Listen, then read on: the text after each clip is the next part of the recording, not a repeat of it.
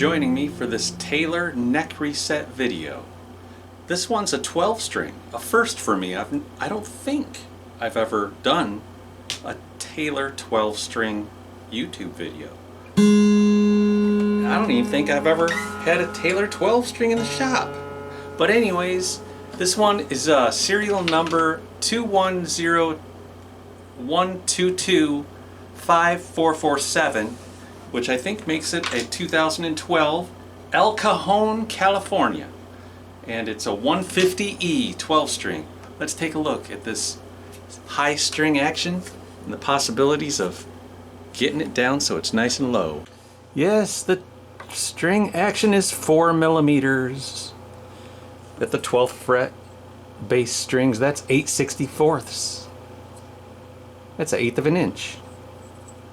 So whether you like fractions or millimeters, that's what it is.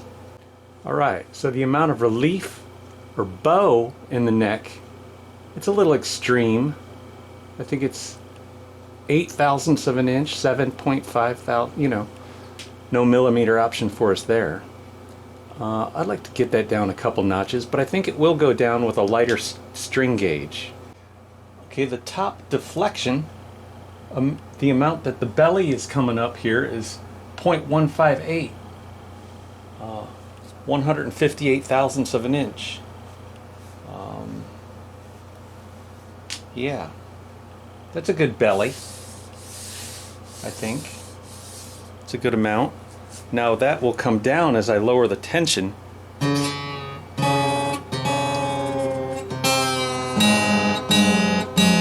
See that?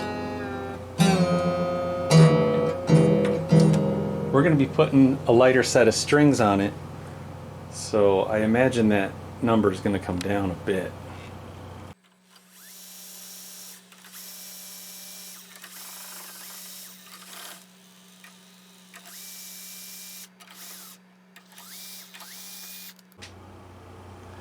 Alright guys, so the string gauge is 12 through 54. I'm going to tighten the truss rod. We're going to take the neck off with the new technology neck joint. It's just 3 bolts. We'll change out the shims, which will correct the neck angle, bolt it back together, and with the new strings and tightened truss rod and all that, it's going to bring our action way down. We're never going to touch the saddle. The saddle's good height where it is. And sorry, I had the wrong measurement earlier here. It was 10/64 on the bass side, 8/64 over here. So it's 4 millimeters here, 3.5 over there. Way too stiff. We're going to make this good and playable, maybe 2 millimeters. It's going to be nice. So here's a closer look at the saddle.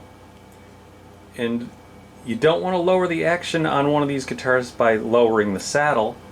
The problem with that is that it already has about 11 millimeters distance from the soundboard to the bottom of the strings, which is just under 1/2 of an inch. You'll kill that. You'll bring the strings down to 10 millimeters. You'll lose the break angle that this high E has. Now there's a long distance from this pin to the top of that saddle, and there's barely a break angle as that is. Can you see that? That first string is barely breaking downward over that saddle, but the other one next to it has got a good break angle, and that's just the way the design goes. So never lower the saddle on a Taylor. It'd be really weird to lower the saddle much on a Taylor. You can maybe lower the top of the saddle if it doesn't suit the radius of the fretboard, but in general you don't want to go shaving down a bridge or a saddle on a Taylor guitar. Just leave them where they are. They designed them this way. They know what they're doing, and that's why they created the new technology neck joint, so that we could make all the corrections on the other side.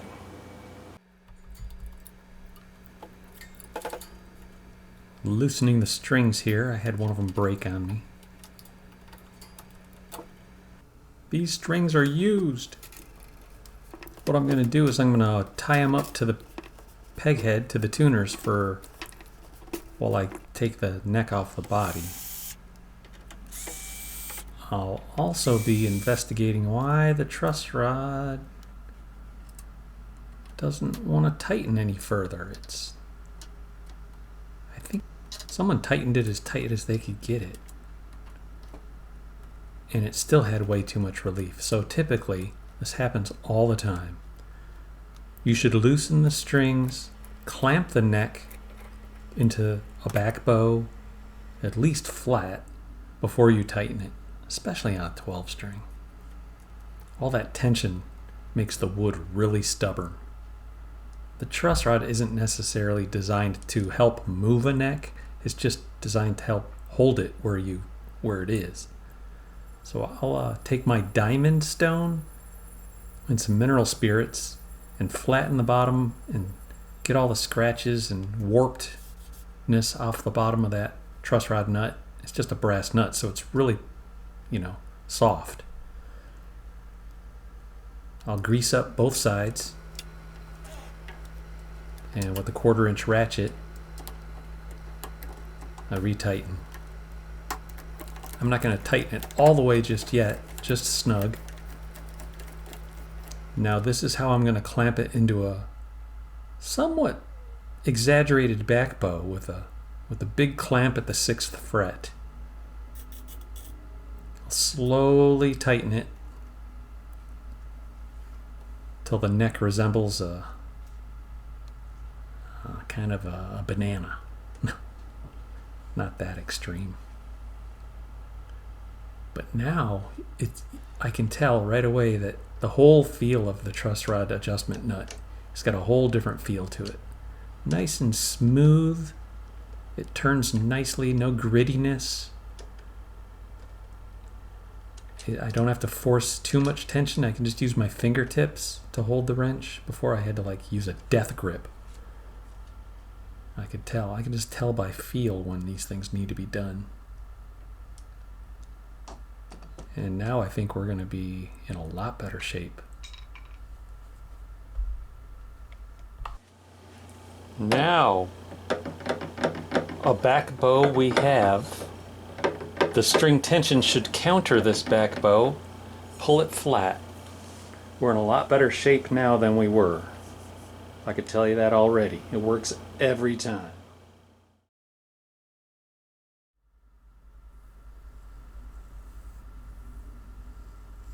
All right, so here's a look at the bolts. Inside there's one holding the fretboard down to the soundboard, and there's 2 going through the neck block holding the neck to the body. This is a ratchet, it's a small 1/4 inch ratchet type of thing. I use the ratchet to loosen it, to get it started.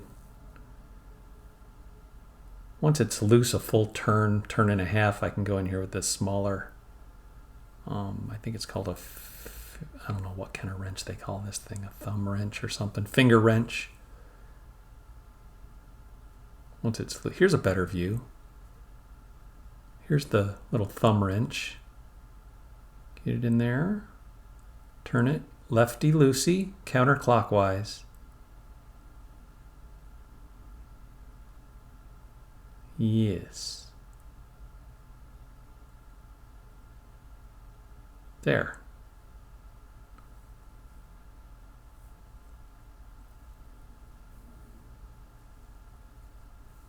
Now I'll get in here with with this other wrench or screwdriver. It's a socketed screwdriver, 7/16. There it is. Got to loosen these 2 bolts and the neck will come right off. Much easier than a Martin guitar with a dovetail, or an Epiphone, Guild, Gretsch, Gibson. Much better design. I don't believe that a guitar with a dovetail joint sounds any better than a Taylor. I think bolts are just fine for, you ask people that put buildings together. Would they put a building together with glue? Or a ship together with glue? Hell no. Put it together with bolts, rivets, something like that. Okay, now I'm going to show you the shims. There's a shim on the soundboard, and there's a shim on the neck heel. They're tapered and they're numbered. We'll see that the soundboard shim is in number 8. And the neck heel shim, I can't remember what number it is. But they didn't correspond to each other very well. They were like totally, it's like they just put on a blindfold, reached in a bin, and grabbed a couple shims.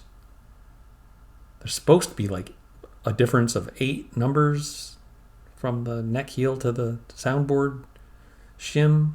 It should only be 8 different. And I come up with a way to decide which shim you're going to use. So each shim number, and they're all even numbers. I don't know why there's no odd numbers, but they're all even numbers. And each shim that you go up an even number is 0.2 or 0.2 of a millimeter change at the saddle.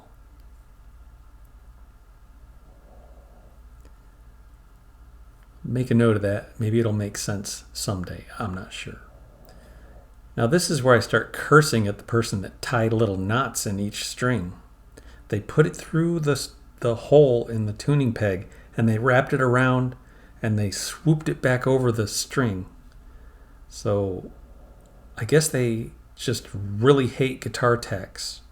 I don't know if you've ever had a 20 gauge guitar string go into the tip of your finger, but you won't be playing much guitar for the next week and a half if you get poked by one of these 18 or 20 gauge plain steel strings, dude. It's rough.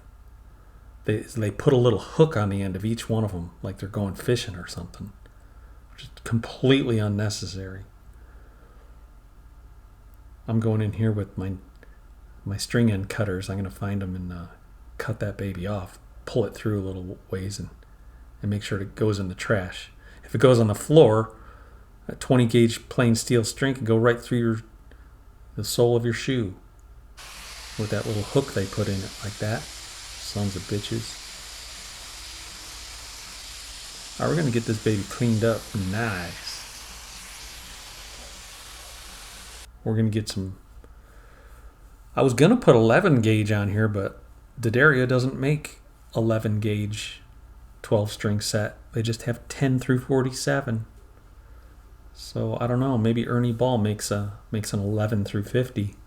That's kind of what I wanted to do, but that's not going to happen. We're going to go with the 10s. I'm going to go with the 80-20, which are more that brass color. Not as much of a bronze color. They're a little brighter because they've got more, I think, more zinc in there or something, more tin. It's one or the other. Phosphor has more tin or zinc. Anyways, I'll put this back on, but I'm going to have to take it off again. I overdid it with the tightening.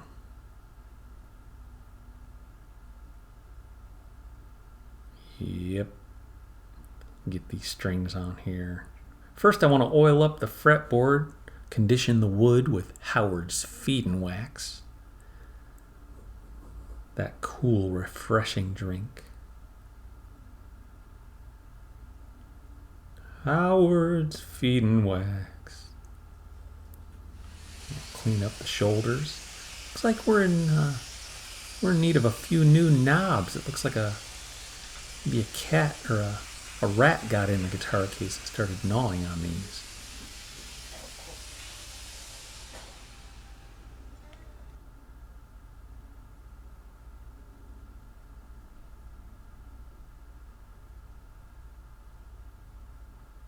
I think I'll go grab my straight edge and see how the neck trajectory is over the soundboard. Got a nice 24 inch, 20 inch, 22 inch, I guess it is. It does It does ride up over the bridge now. I don't know if it was lower before, but I imagine it was. Now we'll do these strings. I put the string through the hole. I pull the string up 7 to 8 inches above the end of the fretboard. That gives me enough slack in it to go up and over the string coming through the hole, and then my consecutive wraps go under. So the first wrap goes over,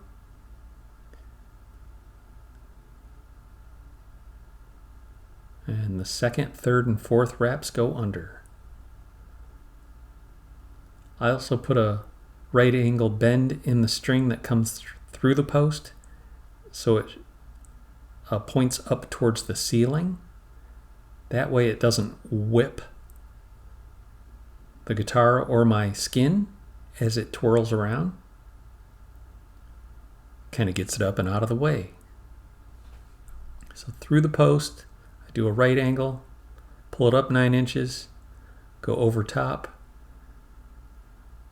Another right angle points the string up towards the ceiling, and then I go under. 2 or 3 unders, 1 over. And I just repeat the same thing on the treble side, starting with the tuner closest to the nut. I'll work my way up towards the end of the peg head. I don't charge an excessive amount more for 12-string jobs. I know a lot of shops do. They charge double.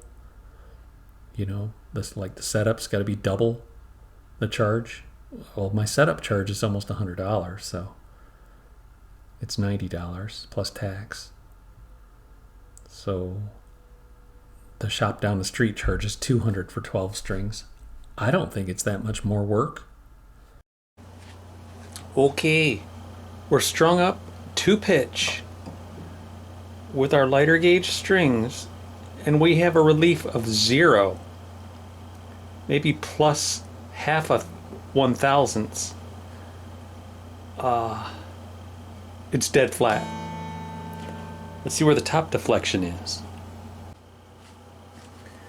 Rechecking the top deflection. I'm checking it here at 0.1475, so 147.5 thousandths. Remember before it was at 158, so it's come down 10 thousandths of an inch with these lighter strings.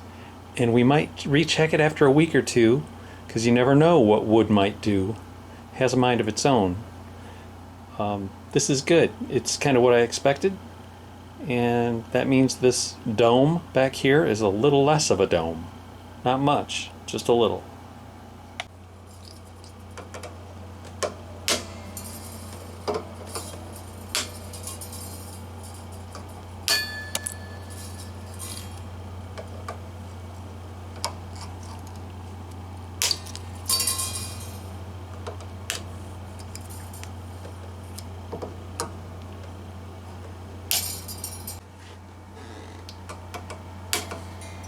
I'm glad I got these new nippers.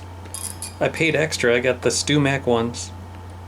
Like 25 bucks. I like to spend a lot of money. It's a tax write-off.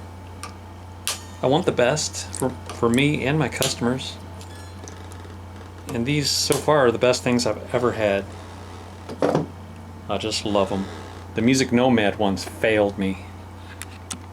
You may have noticed this came off again. I had to loosen it slightly. I little over tightened it, and I was in too much of a back bow. But now I'm dead flat, and I'm going to leave it this way for now. We're going to recheck it a couple times over the next week. We won't have the customer come just yet. We'll let it hang around here. We'll let it settle in. See what happens. Might have to make some truss rod adjustments. Might have to reshape the saddle a little bit on the top. I don't know, maybe the low E and A string are a little high for my tastes. But we'll see. We'll see how it changes. That top deflection may change. The neck relief might change on its own. See what happens.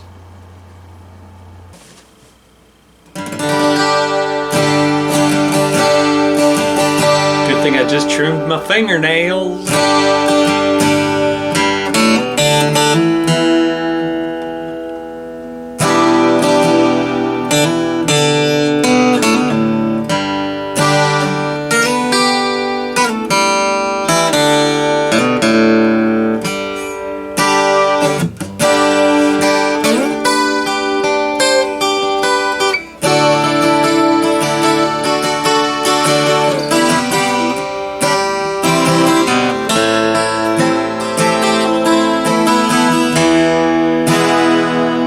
Appreciate you guys tuning in and hanging around.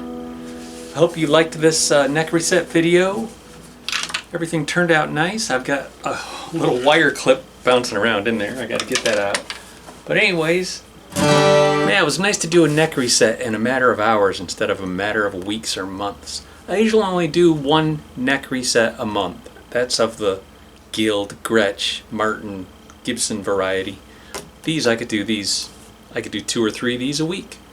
No big deal with these. They're tailors and they're awesome. So I appreciate y'all. Catch you later.